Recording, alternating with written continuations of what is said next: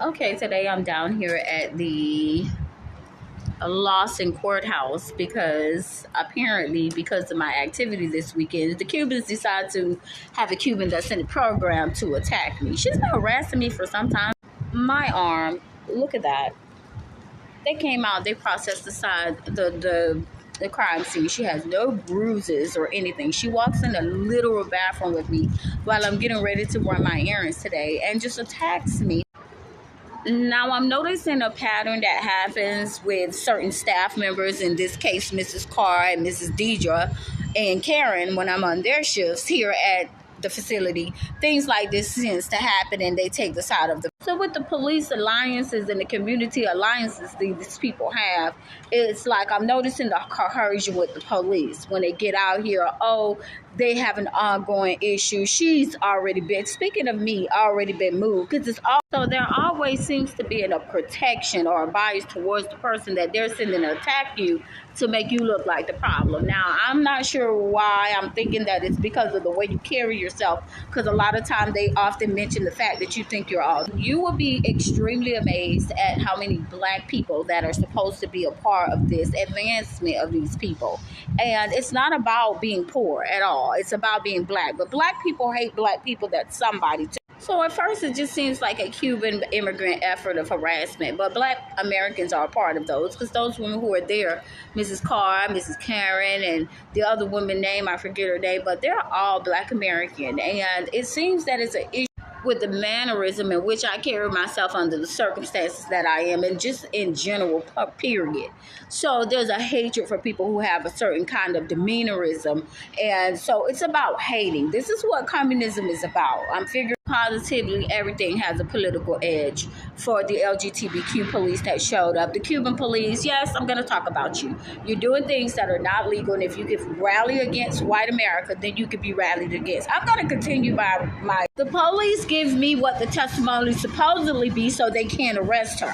They say that she said that I was taking too long in the bathroom, so she walks in the bathroom with me and pulled down her pants to start peeing, and then I grabbed her, which is indecent exposure. You just admitted that you took your clothes down and was trying to get naked in front of me, which is not true. She just grabbed me, threw my things on the floor, and said, "You've been in here too long, bitch," and started speaking in Cuban. Of course, she has no bruises, no bumps, because I'm not about to hit a 77-year-old lady. But they're so disgusting that they're exploiting this old lady or young children when they want you to get hit, the staff there, that you don't. The entire operandi is to try to get you to move, which is not going to happen, and trying to get me exited out of the program now that I got a job. And the warrant that was on my arrest in Broward County has been lifted. They're trying to get me in some type of altercation because I'm very aware of their strategy.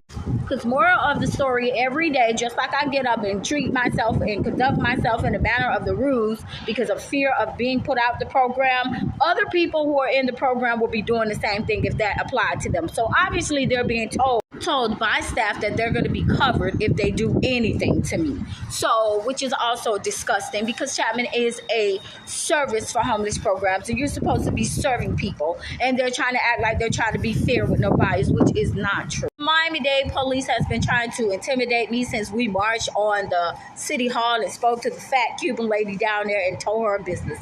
Shortly after that, my life became a living hell, and it's been like that for a very long time. But you will not intimidate me. I'm going to say to the black people who are a part of this movement, you're disgusting, because it's not about you. Anybody that they get you to attack when they're promising you welfare and not being able to get crimes and sleeping out in the street because that's all they're going to give you, they're going to still come up against you. They're telling you that it's about the hood and everybody being one and everybody being the same and no discrimination and all of this foolishness, but everyone they have you target is black and benefiting off of trying to benefit all of the community activism that they're trying to have you diffuse and not be a part of, and you're doing it like foods benefit to you. These are the people that are walking, the black people who are trying to build your community, and they're able to turn you away just for a free lunch and a show. Meanwhile, while they're getting rich and taking up everything that used to be yours to give it to Cubans, since it's about all everybody, and they're getting richer,